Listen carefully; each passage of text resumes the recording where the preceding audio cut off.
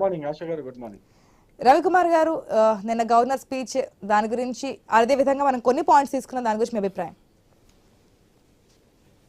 Governor speech యథావిధిగా వాళ్ళకు ప్రభుత్వంలో ఉన్నటువంటి కాంగ్రెస్ పార్టీ వాళ్ళకు కావాల్సినట్టుగా మాట్లాడించుకుంది. అందులో నాకు విచిత్రం ఏమనిపించిందంటే, తెలంగాణ ఇచ్చింది సోనియమ్మ గురించి మాట్లాడించారు కానీ చిన్నమ్మ గురించి అసలు కనీసం ప్రస్తావన కూడా చేయలేదు. మరి ఎందుకు సుష్మా స్వరాజ్ గారు వీళ్ళకి ఎందుకు గుర్తు రాలేదు తెలీదు. కనీసం ఆవిడ పేరున ప్రస్తావించింటే బాగుండేది. అది మొదటి విషయం. రెండో విషయము, ఇప్పుడు ప్రభుత్వంలో కాంగ్రెస్ పార్టీ ఉంది. ప్రభుత్వంలో లేనప్పుడు కాంగ్రెస్ పార్టీ బీఆర్ఎస్ పైన, కేసీఆర్ పైన అనేక అవినీతి ఆరోపణలు చేసింది. సిబిఐ ఎంక్వైరీ దాకా తీసుకెళ్తాం ఖచ్చితంగా అని చెప్పేసి చెప్పారు. అంతేందుకు ప్రభుత్వంలోకి వచ్చిన తర్వాత కూడా అనేక అవినీతి ఆరోపణ, ఏ డిపార్ట్మెంట్ ఫైల్ ఓపెన్ చేసినా కూడా ప్రతి డిపార్ట్మెంట్ లో అవినీతి జరిగింది. స్టార్టింగ్ ఫ్రమ్ పశు సంవర్ధక శాఖ నుంచి స్టార్ట్ చేస్తే అన్ని శాఖల్లో అవినీతి ఉందని చెప్పేసి మంత్రులు, ముఖ్యమంత్రి అందరూ చెప్తూనే ఉన్నారు. కనీసం ఒక్క దాంట్లో కూడా ఇంతవరకు ఎంక్వైరీస్ ఏం జరగట్లేదు. మరి కేసీఆర్ తో వీళ్ళు ఏమన్నా కుమ్మక్కయ్యారా? అందులో ముఖ్యంగా కాళేశ్వరం ప్రాజెక్టు పైన సిబిఐ ఎంక్వైరీ చేస్తా అని చెప్పేసి గతంలో అనేక సార్లు ముఖ్యమంత్రి రేవంత్ రెడ్డి గారు చాలా సార్లు చెప్పారు. మరి ఈ ముఖ్యమంత్రి గారు సిబిఐని రాష్ట్రంలో అనుమతిస్తారా, అనుమతిస్తే ఎప్పుడు అనుమతిస్తారు? కాళేశ్వరం పైన సిబిఐ ఎంక్వైరీ ఎప్పుడు కోరుతారు? ఈ విషయం కూడా అక్కడ స్పష్టంగా చెప్పలేకపోయారు గవర్నర్ ప్రసంగాల్లో. ఓన్లీ ఇవన్నీ కాదు, వీళ్ళ 6 గ్యారంటీలకు సంబంధించినటువంటి, అంటే 6 గ్యారంటీలు అనేది ఒక అంశం. దాన్ని చట్టబద్ధం చేస్తారా, లేకపోతే అదే విధంగా నడిపిస్తారా?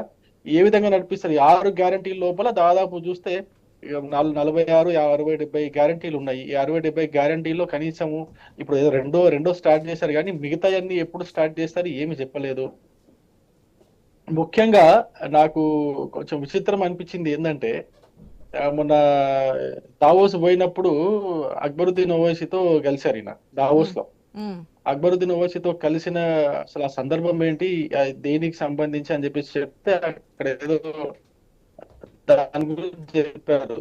అంటే ఈ దావోస్ లో ఇన్వెస్ట్మెంట్ సంబంధించి తీసుకుని వస్తున్నామని చెప్పారు. అక్కడ నుంచి మరి ఎన్ని ఇన్వెస్ట్మెంట్స్ వస్తుంది. మొట్టమొదటి విదేశీ పర్యటన అది, అంటే ముఖ్యమంత్రిగా మొట్టమొదటి విదేశీ పర్యటన కాబట్టి దాని గురించి కూడా ప్రస్తావించింటే బాగుండేది అని చెప్పేసి అనిపించింది నాకు. ఎక్కడ లేదు. దాంతో పాటుగా అనేక విషయాలు, అసందర్భమైన విషయాలు గవర్నర్ గారి ప్రసంగంలో చేర్చారు. గవర్నర్ యొక్క ప్రతిష్ట తగ్గేలా చేశారనేది మాత్రం స్పష్టంగా అర్థమవుతుంది.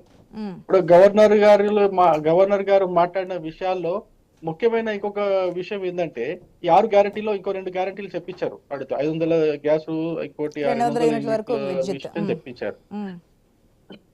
విద్యుత్, ఆ 2 కొంచెం గట్టిగానే చెప్పించారు. కానీ ఈ రుణమాఫీ, ₹1,00,000 రుణమాఫీ వెంటనే చెప్పారు. తర్వాత 2 లక్షల రుణమాఫీ తెచ్చుకోండి, వెంటనే మాఫీ చేస్తామని చెప్పేసి ముఖ్యమంత్రి గారు చెప్పిన సందర్భాన్ని, మరి ఆ పాయింట్ ఎప్పటి వరకు చేస్తారనేది నిర్దిష్టంగా ఎటువంటి కాల పరిమితిలో చేస్తారు, ఎప్పటికల్లా వీటిని మీరు సిద్ధం అవుతారు, అంటే రుణమాఫీ సిద్ధం అవుతారు అనే విషయం పైన ఇక్కడ కూడా స్పష్టంగా చెప్పలేదు.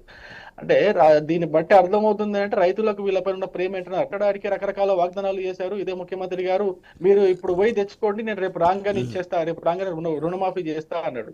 మరి అది కేవలం రైతులను మోసం చేసి రైతుల ఓట్లు కొలగొట్టడానికి చేసిన మాట్లాడిన మాటలానే ఉన్నాయి. కానీ ఈ గవర్నర్ ప్రసంగంలో కావచ్చు దాని గురించి అసలు ఎక్కడ కూడా మాట్లాడలేదు. ఎందుకు మాట్లాడలేదు అర్థం కావట్లేదు. కేవలం రైతులను మోసం చేసే పద్ధతిలోనే మొన్న ఎలక్షన్ కి ముందు మాట్లాడారు. ఇప్పుడు రైతులను మళ్ళీ నట్టేట ముంచుతున్నట్టుగా అర్థమవుతుంది.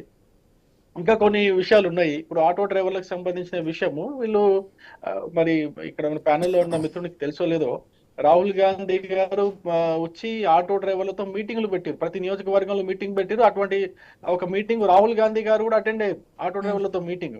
మరి మీరు ప్రభుత్వంలోకి వచ్చిన తర్వాత ఆటో డ్రైవర్లు పడుతున్నటువంటి ఇబ్బందులు ఏందో మీకు తెలుసు అంటున్నారు. మరి ప్రజాభవన్ ముందు ఆటో కాల్చి ఆటో డ్రైవర్లు నిరసన చెప్పినప్పటికీ కూడా దానిపైన ఒక పద్ధతి ప్రకారం ఏం చేయాలనేది ఎక్కడ కూడా ఆలోచన చేసినట్టుగా ప్రభుత్వం కనిపిస్తలేదు. ఆటో డ్రైవర్లు నిజంగా చాలా బాధపడుతున్నారు.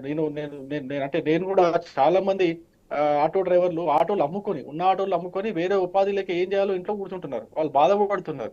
ఆటోలు ఎన్నో సంవత్సరాల నుంచి 30-40 సంవత్సరాల నుంచి ఆటోలు నడుపుకుంటున్న ఆటో డ్రైవర్లు వాళ్ళకు రోజుకి ఉపాధి కల్పించాలనేది డిమాండ్ గా ఉంది.